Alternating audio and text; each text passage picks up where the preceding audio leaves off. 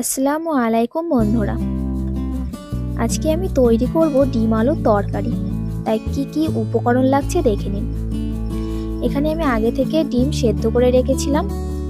8টা মতো ডিম নিয়ে নিচ্ছি 3টে মিডিয়াম সাইজের পেঁয়াজ কুচি, সামান্য পরিমাণ হলুদ গুঁড়ো, 1 চামচ গরম মশলা গুঁড়ো ও লবণ আর 1 চামচ লঙ্কা গুঁড়ো।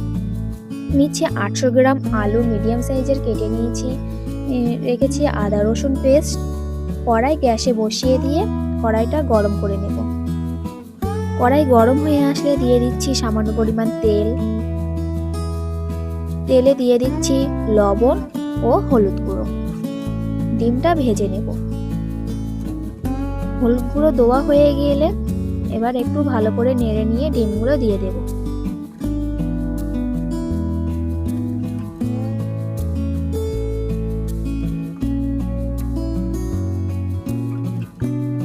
একে একে ডিমগুলো আমি দিয়ে দিচ্ছি।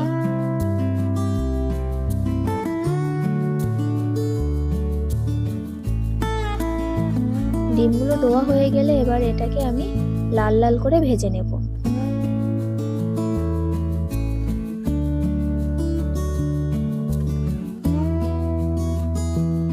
দু মিনিট মতো আমি ডিমগুলো ভেজে নিয়েছি। এবার এগুলোকে আমি তুলে নেব।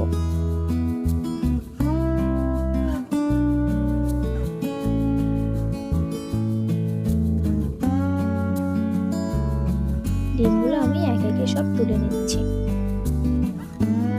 ডিমগুলো তোলা হয়ে গিয়েছে। এবার ওই কড়াইতে আমি দিয়ে দিচ্ছি সামান্য পরিমাণ তেল। এখানে আমি সরিষার তেল ব্যবহার করেছি, আপনারা চাইলে সাদা তেলও ব্যবহার করতে পারেন। তেল গরম হয়ে আসলে কেটে রাখা পেঁয়াজ কুচি দিয়ে দিলাম। পেঁয়াজটা একটু বাদামি মতো করে ভেজে নেব।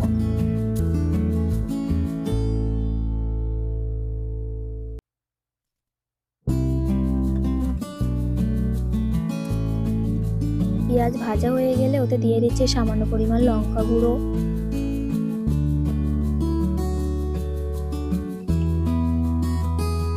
দিয়ে দিচ্ছি সামান্য পরিমাণ লবণ। ভালো করে নেড়ে চেড়ে দিয়ে দিচ্ছি 1 চামচ গরম মশলা গুঁড়ো।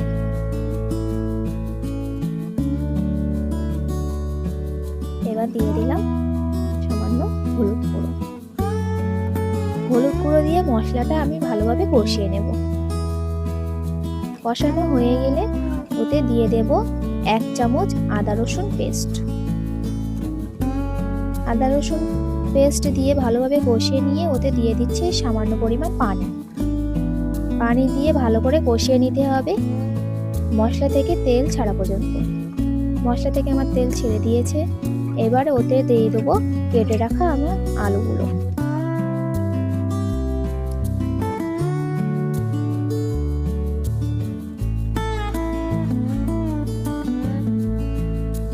আলুগুলো আমি একে একে সব দিয়ে দিচ্ছি। আলুগুলো দিয়ে দিলাম। এবার মশলাগুলো আলুর গায়ে ভালোভাবে লাগিয়ে নিতে হবে, ভালোভাবে কষিয়ে নিতে হবে। আমি 2 মিনিট পর্যন্ত কষিয়ে নিয়েছি। 2 মিনিট কষানো হয়ে গেলে ওতে এবার দিয়ে দেব সামান্য পরিমাণ পানি।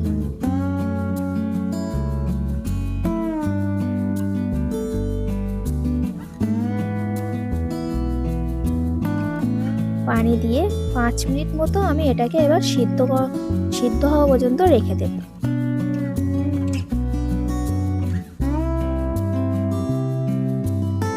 এবার এটাকে আমি ঢাকা দিয়ে দিচ্ছি। 5 মিনিট পর ফিরে এলাম। দেখো বন্ধুরা, আমার আলুগুলো সব সিদ্ধ করা হয়ে গিয়েছে।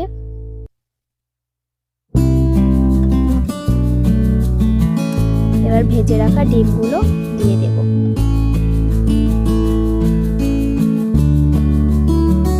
এবার আলু আর ডিম একসাথে ভালোভাবে কষিয়ে নেব। কষানো হয়ে গিয়েছে। এবার ওতে দিয়ে দিচ্ছি সামান্য পরিমাণ পানি।